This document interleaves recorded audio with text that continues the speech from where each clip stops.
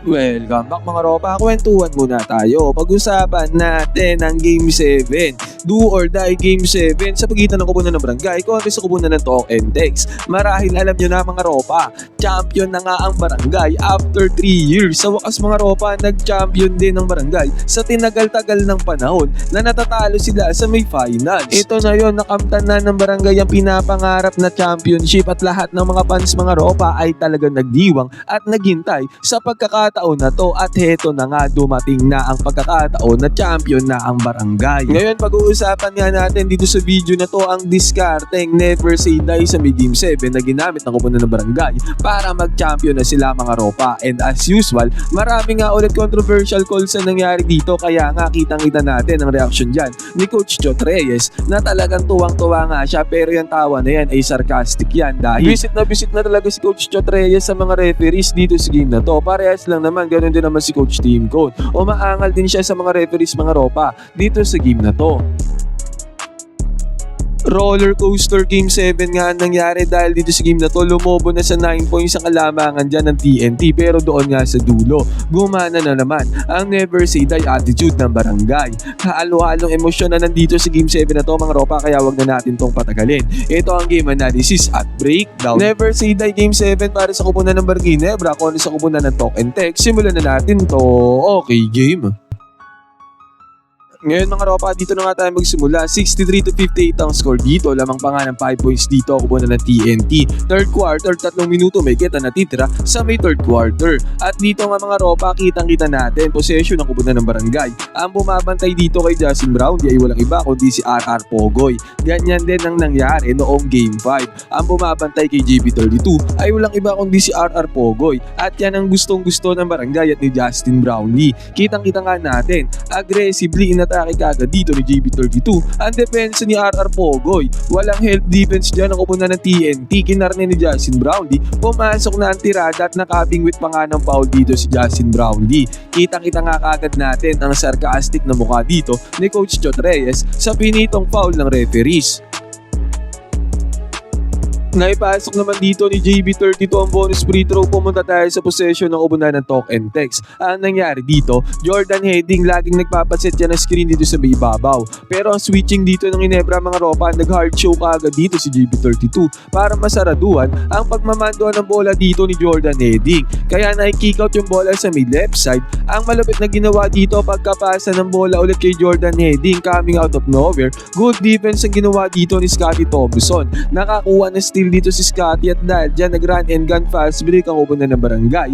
Nice finishing ang ginawa dito ni Scottie, perfectly executed fast break coming from the turnover ng TNT. Pasok ang tirada, nagkaroon ng 5 point swing ang Barangay at dahil dyan naging all 63 ang score mga ropa sa isang iglap tablado ang laban. Napa-timeout ang Kubunan ng TNT.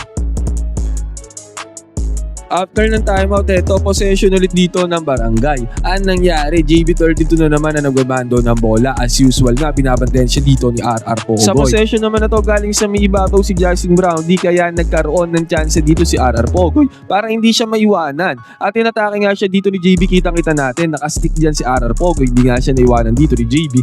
Naka-help defense ngayon. Yung ibang players sa Kubunan ng TNT. Natrap si JB32 doon sa may ilalim pero Justin Brownlee making the right play. Kinik out niya yung bola papunta kay Scottie na open kaya nagkaroon ng 3-pointer dito si Scottie at pumasok ang tirada ni Scottie na sobrang clutch na dito sa pagkakataon na to. Kaya sa isang iglap nga na panghawakan na ng Barangay ang kalamangan, 66-63 ang score. Possession tayo ng Kubunan ng TNT. Gumamit ulit ang screen dito si Jordan Heading sa bibaba, walang closeout dyan ng Barangay pero malas lang nagmintay sa tirada ni Jordan Heading sa may 3-point area na nag-open up naman JB32 dito sa may transition. Hinarap ulit siya dito ni RR Pogoy pero this time sinagasaan lamang ni Justin Brown ng depensa ni RR Pogoy. Hindi na to nakatikit mga ropa at nagkaroon nga ng easy 2 points dito si Justin Brown. Basket is good.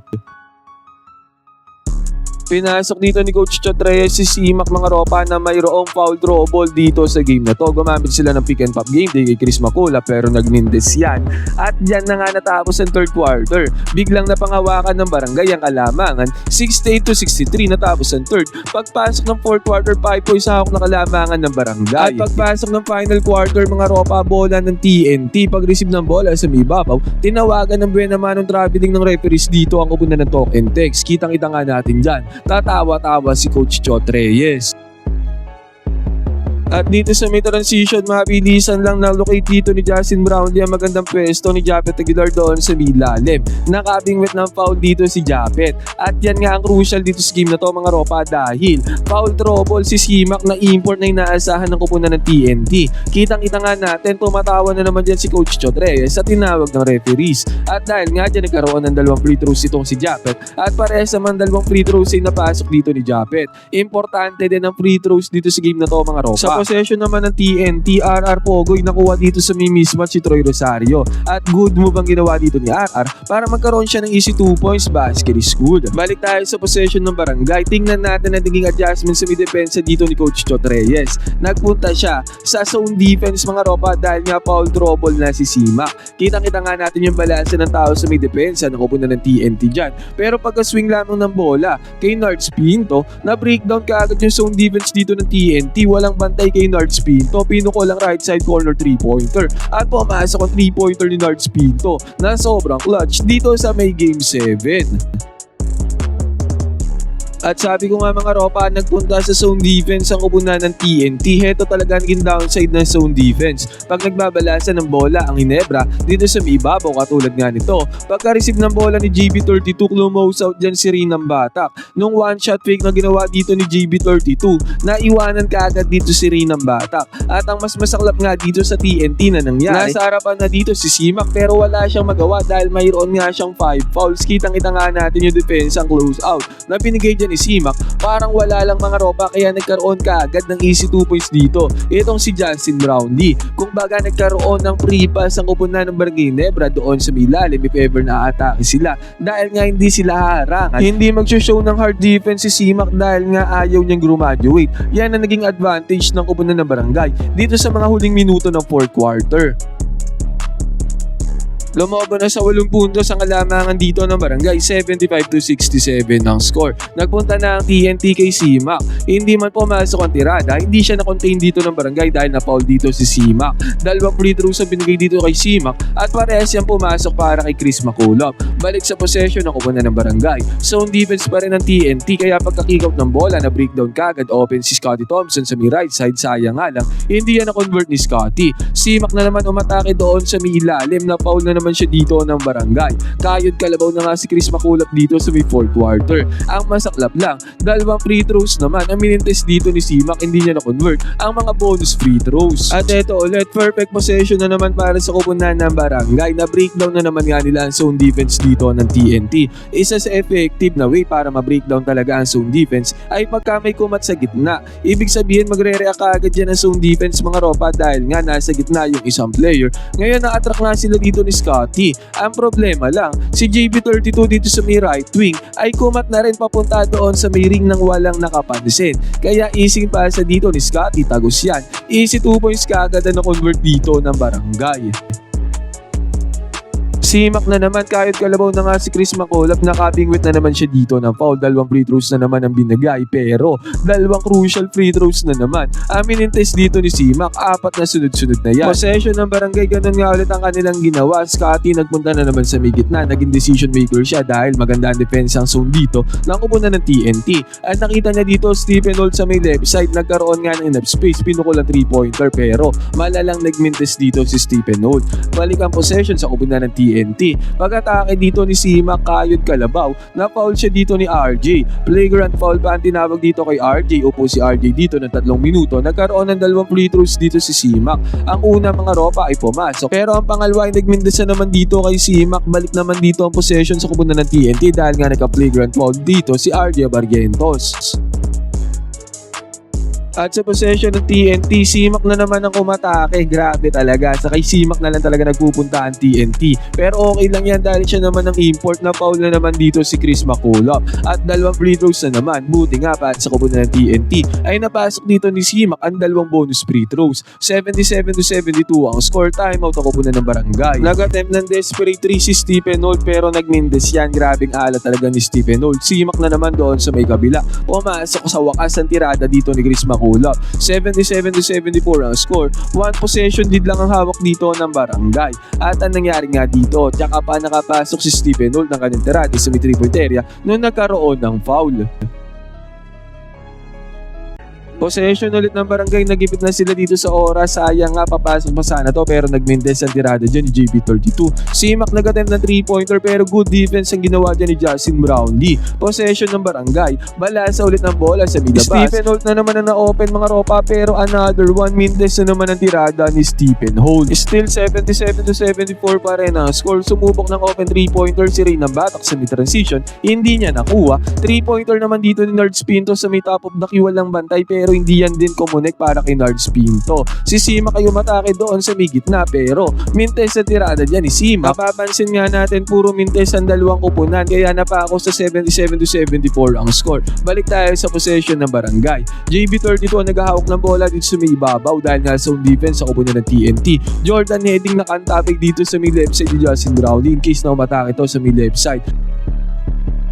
Pero pagka-swing ng bola kay Scotty, Jordan heading na kay JB32 nga, walang bantay si Scotty. Nag-rotate dito itong si Reynan Batak kay Scotty na binabantayan naman si Nards Pinto. Kaya another swing ng bola kay Nards Pinto, wala nang bantay. Pinukol ang left side corner 3-pointer. At para sa akin, itong 3-pointer na to ni Nards Pinto ay pumasok. Ang siyang nagpanalo sa Barangay dito sa uling minuto ng 4th quarter. Basket is good, sobrang crucial yan. Para kay Nards Pinto, easy money. Naging 80-74 ang score, lumobo sa 6 na puntos sa kalamangan ng Barangay. Simak, grabe talaga, power move ang ginawa.